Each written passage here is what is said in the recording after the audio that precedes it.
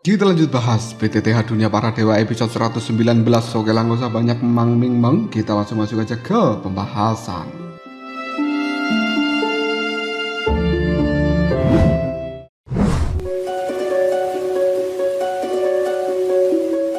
Tepat ketika Zeni hendak menawar teknik pertahanan yang berat seperti gunung itu, tiba-tiba saja ada suara berkata 5.500.000. Hal itu membuat Zeni dan juga Xiaoyan serta yang lainnya pun terkejut. Keluarga mana yang berani bergerak dan memberikan tawaran dengan harga yang cukup mahal? Xiaoyan dari dalam ruang VIP-nya mengamati kerumunan yang ada di bawah sana, dan kemudian Xiaoyan melihat bahwa tawaran itu datang dari seorang gadis yang menggunakan baju berwarna merah.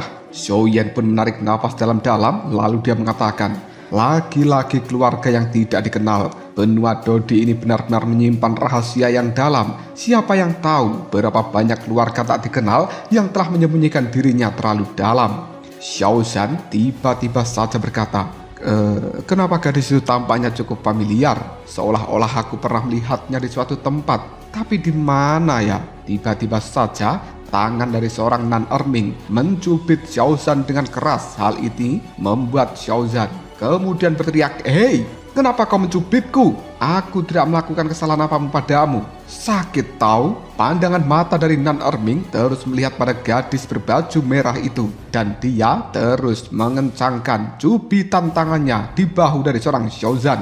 Hal ini membuat Xiaoshan tiba-tiba saja berkata, "Nan Erming, lepaskan!" Sakit tahu. Pada akhirnya Xiaoshan teringat sesuatu. Aha, itu adalah gadis kekasih impian dari Nan Erming. Ternyata dia.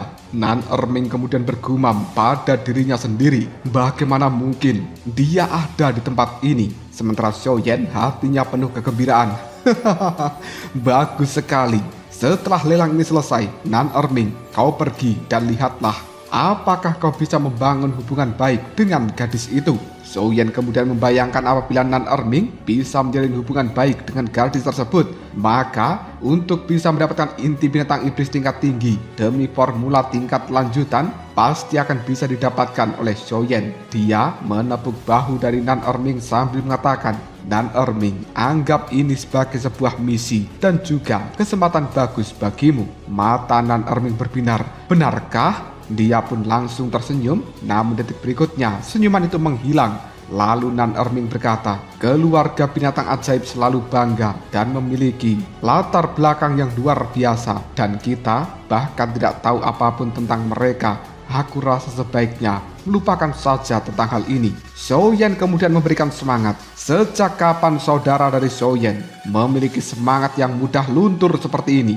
Jika kau memang seorang pria, lakukanlah, dekati dia, dapatkan hatinya. Nan Erming mempalkan tinjunya. Tapi aku, siapa bilang aku menyukainya? Mendengarkan kata-kata seperti ini, awalnya suasana menjadi sunyi. Lalu mereka semuanya tertawa terbahak-bahak. Nan Erming masih saja mempedulikan harga dirinya. Wajah Nan Erming telah merah padam, namun ketampanannya tidak berkurang sama sekali. Xiaoyan kemudian berkata, kesempatan hanya datang satu kali. Jangan biarkan hal itu pergi ketika sudah berada di depan matamu. Bayangan ungu juga menambahi kata dari Xiaoyan. Pertemuan itu adalah sebuah takdir yang melintas begitu saja di hadapanmu. Dan ini merupakan berkah yang telah dipupuk selama lebih dari 500 tahun pada kehidupan sebelumnya. Jika kau melewatkan kesempatan yang bagus, maka mungkin masa depan nanti kau tidak akan pernah menemukan hal seperti itu. Nan Erming, tampaknya gadis itu cukup cocok untuk dirimu. King Mu'er juga langsung menimpali. Sebagai seorang pria seharusnya kau lebih proaktif untuk menunjukkan kejantanan sejati.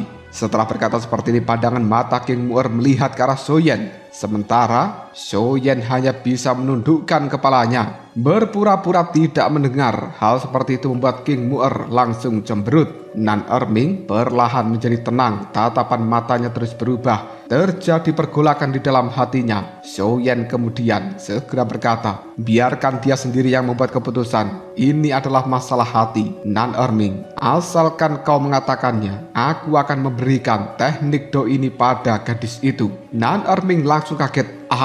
Emosi yang tidak bisa diungkapkan tergambar dalam kata-katanya itu. Bagaimanapun juga ini adalah teknik Do tahap Si tingkat menengah, sesuatu yang bisa menyebabkan berbagai kekuatan bertarung habis-habisan untuk memperebutkannya, tapi Zhou Yan menyerahkannya begitu saja. Nan Erming tiba-tiba saja berkata, jelas sekali dia tidak mengajukan tawaran untuk teknik Do ini demi penggunaan pribadi. Pasti itu adalah untuk keluarganya, mungkin untuk seorang yang sangat penting baginya. Tapi sejujurnya, jika teknik Do ini digunakan pada binatang iblis yang sudah terampil dalam hal pertahanan, itu pasti seperti menambahkan sayap pada seekor harimau. Teknik ini praktis dirancang khusus untuk binatang iblis. Tidak heran bahwa dia rela membayar harga yang sangat mahal seperti itu, namun dia melakukannya untuk keluarganya. Bagaimana mungkin aku Nan Erming membiarkan perasaan pribadi mempengaruhi perkembangan kekuatan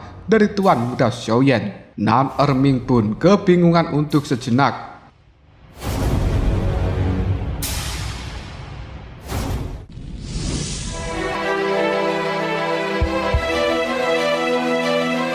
Sementara Zhou Yan tiba-tiba saja mengatakan, bagaimana jika aku yang membelinya dan kau yang memberikan pada dirinya? Nan Erming menggelengkan kepalanya. Zhou Yan cukup jengkel. Sialan, apakah kau pikir wanita dari saudaraku tidak layak mendapatkan teknik Do tahap Si tingkat menengah ini? Nan Erming kemudian berkata, soal ini bukan begitu maksudku, Tuan muda Zhou Yan. Hubungan kita bahkan belum dimulai, dan aku tidak tahu apakah dia masih ingat dengan diriku atau tidak. Zhou Yan kemudian mengatakan, jika tidak ada kesempatan, kau harus menciptakannya. Pertimbangkan ini dengan pikiran yang matang dan anggap saja ini adalah hadiah dari diriku dengan awal hubunganmu bersama gadis berbaju merah itu. Siapa tahu di masa depan nanti kalian berdua benar-benar menikah. Nan Erming menundukkan kepalanya. Tolong jangan paksa aku. Jujur, perasaanku pada dirinya masih seperti berada di dalam dunia berkabut. Aku tidak bisa melihat arahnya. Berikan aku waktu untuk berpikir. Lagi pula aku tidak bisa menggunakan sumber daya kekuatan dari Tuan muda Zhou Yan di masa depan untuk mendapatkan kasih sayang atau urusan pribadi seperti ini. Jika tidak, aku lebih baik menyerah. Zhou Yan menatap Nan Erming, lalu dia menghela nafas. Dan Zhou Yan cukup memahami kepribadian dari seorang Nan Erming. Meskipun dia biasanya pendiam, tapi begitu mengambil sebuah keputusan, tidak akan berubah. Sama seperti kesetiaannya selama ini terhadap Zhou Yan. Akhirnya Zhou Yan hanya bisa menyerah memaksa Nan Erming karena dia juga paham kasih sayang adalah sesuatu yang benar-benar tidak bisa dipaksakan, dan itu hanya bisa terjadi secara kebetulan. Gagasan dari Zhou Yan untuk bisa mendapatkan inti binatang iblis tingkat atas dan juga memperkuat hubungan dengan keluarga binatang ajaib mungkin memang hanya akan sebatas gagasan saja. Zhou Yan tidak akan pernah menukar perasaan dari saudaranya dengan sebuah transaksi. Nan Erming hanya terdiam untuk saat ini, sementara Zhou Yan segera mengatakan, apa yang harus kulakukan? Nan Erming, kau benar-benar membuatku pusing. Jika aku mengajukan penawaran, mengingat hubunganku dengan dirimu rasanya cukup kurang pantas. Tapi jika aku tidak ikut lelang di dalam penawaran ini, teknik Do pasti akan dimenangkan oleh gadis berbaju merah, dan dia tidak akan tahu apapun tentang perasaan Nan Erming terhadap dirinya. Sekarang bagaimana? Apa yang harus kulakukan? Mohon sarannya Xiaolong. Le Xiaolong yang sejak tadi diam saja dan sebenarnya tidak ingin terlibat dalam urusan hati, tiba-tiba saja berkata, untuk masalah ini, karena Nan Erming bersikeras, mari kita ikuti keinginannya. Kita akan menawar teknik Do itu terlebih dahulu, dan kemudian ketika hubungan Nan Erming bersama dengan gadis impiannya berkembang, maka Tuan muda Zhou Yan bisa menghadiahkan gulungan dari teknik pertahanan seberat gunung ini kepada mereka berdua. Bagaimana? Zhou Yan menganggukkan kepalanya. Itu adalah ide yang bagus. Pada akhirnya Zhou Yan menghubungi King Haoran untuk melakukan penawaran pada teknik Do pertahanan seberat gunung tersebut. King Haoran langsung berkata, 5.600.000. Gadis berbaju merah 5.700.000. King Haoran 5.800.000. Gadis berbaju merah 5.900.000. King Haoran 6.100.000. Gadis berbaju merah langsung membeku untuk waktu yang lama dan dia tidak bisa bereaksi sampai palu benar-benar diketuk. Akhirnya gulungan teknik pertahanan seberat gunung jatuh ke tangan King Haoran. Nan Erming ketika melihat raut wajah sedih dari gadis berbaju merah yang tidak mendapatkan gulungan tersebut, hatinya cukup sakit. Melihat ekspresi dari seorang Nan Erming yang tampaknya bersedih membuat Soyen menepuk bahunya sambil berkata, "Ayo, raih kesempatan ini. Teknik do ini khusus aku berikan untuk dirimu. Hadiahkan untuk dirinya." Nan Erming dadanya berdebar-debar. Dia menatap Soyen lalu menganggukkan kepalanya dan juga menggelengkan kepalanya. Soyen memahami maksud dari Nan Erming. Anggukan kepala itu menunjukkan bahwa dia akan memanfaatkan kesempatan untuk mendekati gadis berbaju merah. Namun gelengan kepalanya menunjukkan bahwa dia tidak ingin merepotkan seorang Soyen dan lebih baik Soyen menyimpan teknik do ini untuk dirinya sendiri. Nan Erming akan mengandalkan usahanya secara mandiri untuk mencapai kebahagiaannya sendiri. Apalagi hal seperti ini menyangkut urusan hati. Soyen hanya bisa berkata, "Kau benar-benar masih keras kepala." Nan Erming hanya terdiam, tidak berani menjawab kata-kata Soyen. Juru lelang kemudian berkata, "Teknik do berikutnya yang akan kulelang adalah teknik tahap C tingkat menengah.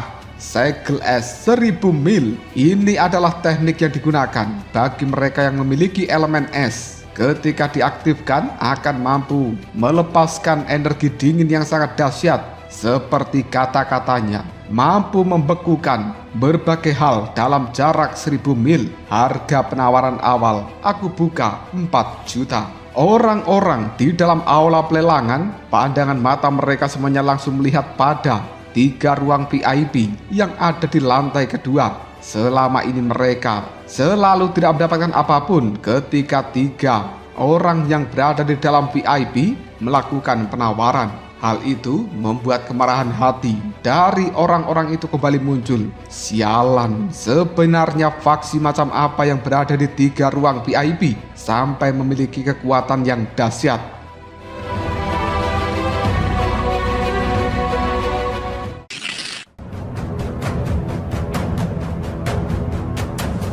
Orang yang lainnya pun menimpali. Seseorang hendaknya menyisakan sedikit ruang gerak dan mengumpulkan beberapa kebajikan tersembunyi. Hati-hatilah terhadap pembalasan tertentu. Orang yang lain juga berkata, "Meskipun kita sudah berusaha sebaik mungkin, kita tidak punya uang sebanyak mereka. Membandingkan diri dengan orang di ruang VIP hanya akan membuat kita marah." Berbagai umpatan muncul di dalam hati banyak orang, tapi tidak ada satupun dari mereka yang berani membuat masalah. Karena pelajaran sebelumnya sudah sangat jelas memberikan penekanan juga ketakutan terhadap pelelangan kali ini. Soyen dan juga yang lainnya memperhatikan suasana di bawah sana. Tatapan tajam dari seluruh penonton membuat Soyen memahami bahwa mereka semuanya sangat marah karena berbagai teknik do didapatkan oleh kelompok Soyen. Hal itu membuat Soyen kemudian mengatakan, "Apakah kita perlu menahan diri?" Orang-orang itu tampaknya sangat marah. Feng Bao lalu berkata, "Apakah kita seharusnya juga mengalah 1 atau 2 teknik do saja? Lagi pula kita sudah mendapatkan banyak keuntungan dalam hal ini." Le Shaolong pun menimpali, teknik do tahap C tingkat menengah itu tidak bisa dibandingkan dengan teknik do tahap C tingkat dasar. Juru lelang juga sudah mengatakan bahwa untuk yang tahap menengah ini jumlahnya hanya sedikit. Bagaimana mungkin kita bisa mengalah? Jika ingin mengalah seharusnya lepaskan saja sejak awal teknik do tahap Y, jangan yang tahap C. Zenny yang berada di ruang VIP lainnya juga berkata menggunakan kekuatan jiwa. Karena kita telah memilih untuk menjadi terkenal, maka mari kita tetap terkenal sampai akhir. Jika tidak, orang-orang di bawah sana mungkin akan berpikir kita takut pada mereka yang akan melemahkan aura dari kita semuanya. Terlebih lagi, mengingat jumlah dari teknik do tahap C, bahkan jika ketiga ruangan kita mengambil semuanya, itu cukup masuk akal. Dan banyak orang pasti tidak akan pernah berani merebutnya, karena teknik do tahap C bisa dianggap barang yang langka. Soyen pun menimpali, kata-kata kakak Zenny memang masuk akal. Jika begitu lanjutkan penawaran. Xiaoyan kali ini juga langsung melakukan penawaran. 5.500.000, 5.700.000, 5.800.000, 6 juta. Semua orang hanya bisa menggelengkan kepalanya ketika Xiaoyan sudah turun tangan untuk melakukan penawaran. Mereka semuanya kali ini tahu mungkin hanya tersisa 2 atau 3 teknik do tahap Si tingkat menengah. Pada akhirnya tidak mampu bersaing lagi dengan Xiaoyan. Mereka hanya bisa menyerah. Segel es 1000 mil benar-benar didapatkan Xiaoyan dengan harga 6.200.000. Melihat kerumunan di bawah sana cukup emosi, tapi Xiaoyan masih acuh tidak acuh. Juru lelang kemudian berkata, lelang hari ini akan segera berakhir. Selanjutnya kita akan persembahkan teknik do yang merupakan harta karun utama dari lelang spesial teknik do ini, dan kami berharap semua orang bisa pulang dengan puas. Mendengarkan ucapan dari sang juru lelang membuat para peserta pelelangan sangat tercengang. Sementara Xiaoyan tersenyum, dia cukup penasaran harta puncak apa yang akan dilelang pada hari ini. Juru lelang tanpa basa-basi langsung berkata, teknik do tahap Si tingkat menengah angin tanpa jejak. Ketika diaktifkan dengan kecepatan ekstrim, ia seperti angin yang bergerak tanpa meninggalkan jejak apapun. Kekuatannya sangat mendekati tahap Si tingkat lanjutan, baik digunakan untuk menyergap, membela diri, atau bahkan melarikan diri. Ini adalah teknik do jenis gerakan yang sangat langka tanpa kelemahan. Semua orang seharusnya sudah sangat memahami pentingnya teknik do pergerakan ini. Jadi aku tidak akan berkata lebih banyak. Harga awal aku buka 5 juta.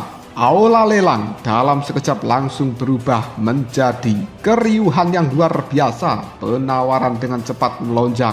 Xiaoyan kemudian mengatakan, akhirnya surga berpihak pada diriku. Teknik yang aku inginkan kini telah muncul. Harapan baru setelah masa sulit. Benar-benar luar biasa. Zenny langsung berkata, apakah sekarang kau sudah puas? Lei Xiaolong juga mengatakan, keberuntungan Tuan Muda Xiaoyan memang luar biasa. Apapun yang kurang darinya, semuanya pasti akan muncul di saat yang tepat. Bahkan sebagai barang pamungkas, siapapun akan tergoda oleh barang kelas atas seperti itu. Xiaoyan menganggukkan kepalanya yang kemudian dia berkata, semenjak aku menemukan teknik ini, kurasa dia adalah takdirku, dan sekarang apapun yang terjadi aku harus menawarnya. Jika aku melewatkan yang sebelumnya dan kemudian gagal mendapatkan yang ini, aku pasti akan tercengang. Teknik do pergerakan apabila dikombinasikan dengan sayap tulang, seberapa menakutkan kecepatanku nanti. Aku benar-benar sangat menantikannya. Kali ini biarkan aku sendiri yang melakukan penawaran.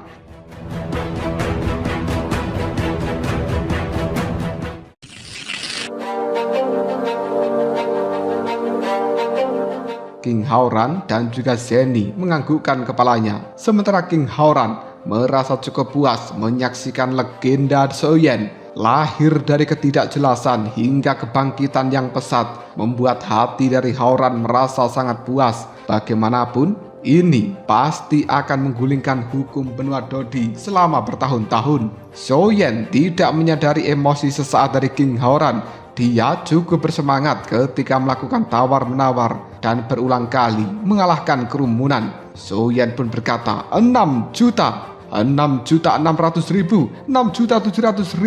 Harga terus naik, orang-orang di bawah sana terus menggertakkan giginya, dan semua orang sangat jelas bahwa hanya tersisa 3 teknik do tingkat atas. Apabila mereka melewatkannya, pasti akan kehilangan semuanya. Sementara Xiaoyan kali ini berkata, semakin dekat dengan akhir, semakin sengit persaingannya. Bagaimanapun masih ada harapan sebelumnya, sekarang tidak banyak harapan. Dan teknik do ini sangat dekat dengan tahap lanjutan, bahkan membuat berbagai orang dari negara-negara besar sangat iri. Pasti memang ada sedikit tekanan. Raut wajah Xiaoyan telah berubah menjadi serius. Dia menatap angka yang muncul di layar kristal. Sudah menunjukkan 7 juta. Tepat ketika Xiaoyan akan melakukan penawaran, Lei Xiaolong tiba-tiba menghentikannya. Tuan Muda Xiaoyan, tunggu dulu. Kau harus menawar di saat yang paling tepat. yaitu tawarlah ketika orang lain tidak menawarnya lagi.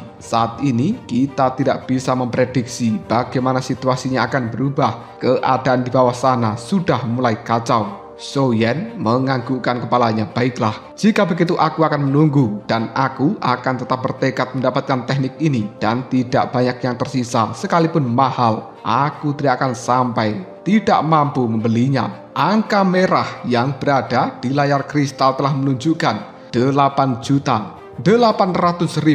Juru lelang kemudian berkata siapa yang akan menaikkan tawarannya lagi. 8.800.000 pertama, 8.800.000 kedua. Ketika juru lelang akan menyebutkan yang ketiga, Soyen tiba-tiba berteriak 9.200.000. Banyak orang yang berada di dalam aula pelelangan langsung terkejut. Ya Tuhan, orang ini langsung menaikkan menjadi 9.200.000. Sebenarnya berapa kekayaan yang dia miliki? Seorang pria parubaya yang menggunakan jubah berwarna biru. Setelah ragu-ragu sejenak, dia pada akhirnya mengatakan, orang di dalam ruang VIP itu benar-benar membuatku sangat emosi karena kau memiliki harta yang sangat banyak. Mari kita uji, apakah kau mampu menaikkan harga dari penawaran ini. Jika kau tidak berani menaikkan harganya, maka kau hanyalah seorang pecundang yang kehabisan keuangan. Pria parubaya berjubah biru itu langsung berkata 9.500.000. Dalam sekejap aula ini langsung gempar dan detik berikutnya pandangan mata mereka semuanya melihat pada ruang VIP milik Soyen. Apakah Soyen akan kembali menaikkan harganya dalam hal ini? Soyen juga tercengang ketika dia melihat ada pria parubaya berjubah biru berani memprovokasi dirinya. Tanpa ragu lagi, Soyen langsung berkata 10 juta. Dalam seketika aula pelelangan langsung riuh. Wow! Pria parubaya berjubah biru sedikit tersenyum dan kemudian dia berkata, seperti yang sudah aku duga, orang ini memang sangat kejam dan kemungkinan dia memang tidak berasal dari kekuatan biasa. Tapi aku merasa cukup penasaran dia berasal dari kekuatan besar yang mana. Kerumunan di bawah sana di dalam aula lelang sudah cukup ramai dengan kehebohan yang dibuat Soyen menaikkan tawaran menjadi 10 juta. Tapi Soyen tidak peduli dalam hal itu. Sang pria parubaya berjubah biru kembali tersenyum sambil berkata pada dirinya sendiri, sepertinya dia benar-benar menginginkan benda ini. Bagus sekali. Kau sangat kaya. Jika begitu aku akan bermain-main denganmu dan aku akan memastikan kau lebih banyak mengeluarkan uang yang kau miliki. Pria parubaya berjubah biru langsung berkata 11 juta. Dalam sekejap aula ini langsung menjadi sunyi. Mereka semuanya sangat terkejut. Bahkan Soyen juga kaget. Dia tidak pernah menyangka akan ada pihak lain yang berani bersaing dengan dirinya. Soyen bertanya pada Zeni, apakah kita punya keuangan yang cukup? Zeni menganggukkan kepalanya. Kau tidak perlu khawatir, kita punya banyak uang. Tapi tunggu dulu, aku merasa ada sesuatu yang tidak beres pada pria parubaya berjubah biru itu. Soyen pun menimpali. Oh, apa yang salah? Pihak lain tidak tahu siapa kita. Jelas dia hanya ingin perang penawaran untuk mendapatkan teknik do ini. Dan aku tidak menemukan adanya yang salah dari orang itu. Zeni kemudian berkata, ini adalah pendapat pribadiku. Teknik do ini telah ditawar hingga mencapai batas paling tinggi yang telah melebihi harga sebenarnya. Kecuali seseorang benar-benar membutuhkannya dan memiliki begitu banyak uang sehingga mereka tidak peduli bagaimana mereka bisa membelanjakannya. Mereka seharusnya tidak menaikkan penawaran lagi dan seharusnya aku tahu tentang kekuatan-kekuatan seperti itu.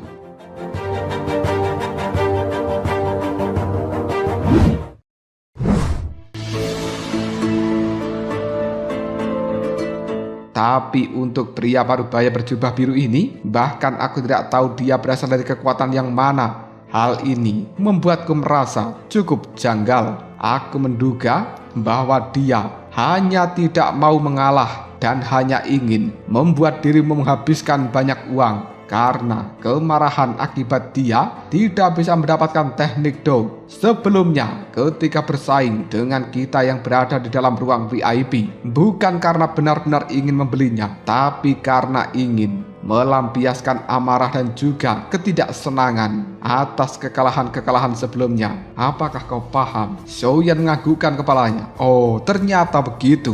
Jika memang demikian, apa yang harus kulakukan? Zenny kemudian menimpali. Kau tidak perlu terburu-buru menaikkan penawaran. Kita tunggu hingga sebelum palu diketuk. Lalu tambahkan 100.000 dan itu pasti akan cukup. Xiaoyan menganggukkan kepalanya, percaya dengan kecerdasan dari seorang Zenny. Akhirnya Xiaoyan terdiam, tidak melakukan penawaran apapun. Aula pelelangan menjadi sangat hening. Seluruh tatapan mata melihat pada ruang VIP milik Xiaoyan, namun tetap tidak ada suara dari sana. Pria parubaya berjubah biru tiba-tiba saja mengatakan, apakah dia sudah kehilangan keberaniannya? Ataukah sudah menjadi orang bodoh? Akhirnya mengalah dan tidak berani bersaing denganku. Setelah berkata seperti ini, raut wajah dari pria parubaya berjubah biru langsung berubah menjadi sangat jelek. Sial, tapi aku lupa, ini tidak bagus. Jika dia tidak menaikkan penawaran, bukankah aku yang akan menjadi korbannya? Astaga, 11 juta untuk membeli teknik do tahap si tingkat menengah. Keuanganku benar-benar tidak mencapai hal itu.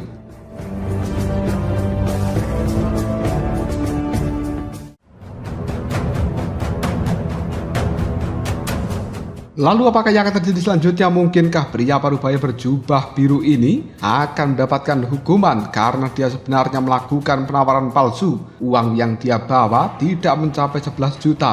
Namun dia berani memprovokasi seorang Xiaoyan. Jika kalian penasaran, tunggu aja jawabannya di next video Ngobrol Shop.